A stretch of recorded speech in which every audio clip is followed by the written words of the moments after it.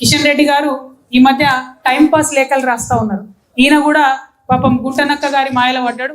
ఆయన గుంటనక్క సడన్గా వచ్చి సింగరేణికి మేము ఇక్కడికి వస్తున్నామని తెలియగానే సడన్గా ఆయన సింగరేణికి వచ్చిండు. మరి సింగరేణి విషయం ఏం చెప్పాలని అర్థం కాలేదు. ఏం చెప్తున్నాడు? 40 లక్షల బొగ్గు మాయమైందట, ఎడుకో వెళ్ళిపోయిందట, ఎవడో ఎత్తుకపోయిందట. కాబట్టి దానికి వెంటనే ఈయన గుంటనక్క లెటర్ రాయంగానే అడికెళ్ళి కిషన్ రెడ్డి గారు లేఖ రాసిండు.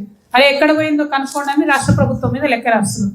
నిజంగా హరీష్ రావు గారు అసలు బొగ్గు మీద సింగరేణి మీద ప్రేమ ఉందా, లేకపోతే సింగరేణి సంస్థను కూలగొట్టాలి, కొలాప్స్ చేయాలనుకుంటున్నా నాకు అర్థమైతే లేదు. ఇది ఇప్పుడు జరిగింది కాదు. ఈ బొగ్గులో లేని ప్రొడక్షన్ ఉన్నట్టుగా చూపించే విషయం ఇప్పుడు జరిగింది కాదు. ఉమ్మడి ఆంధ్రప్రదేశ్ రాష్ట్రంలో ఉన్నప్పటి నుంచి కూడా ప్రతి సంవత్సరం సింగరేణి సంస్థ బాగుండాలి అని చెప్పి అప్పులు పుట్టాలి, మార్కెట్ క్రెడిబిలిటీ ఉండాలని చిన్న చిన్నగా స్టార్ట్ అయిన అడ్జస్ట్మెంట్ ఇప్పుడు పెద్దగా అయింది. అది అన్ని ప్రభుత్వాలు చేసుకుంటూ వచ్చినాయి.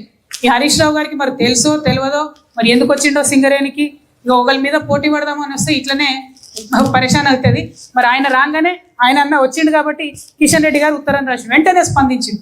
నేను ఇవాళ కిషన్ రెడ్డి గారిని అడుగుతున్నా, మీకు అంత తీరికుంది కదా, మీరు బొగ్గు శాఖ మంత్రి కదా, అంత తీరికుంది, ఎంత తొందరగా ప్రతిస్పందించి మీరు ఆ బొగ్గు ఎక్కడుందో పట్టుకోమన్నారో అంతే తొందరగా ఐటీ మీద పర్క్స్ తీసేయండి, అంతే తొందరగా సింగరేణిలో లేబర్ కోడ్స్ అమలు చేయమని చెప్పండి. అవి చెప్పండి, ధైర్యం ఉంటే మీరు అంతే తొందరగా కోల్ బ్లాక్స్ అలొకేట్ చేయండి తెలంగాణకు. మీరు సంతకం పెడితే అయిపోతుంది.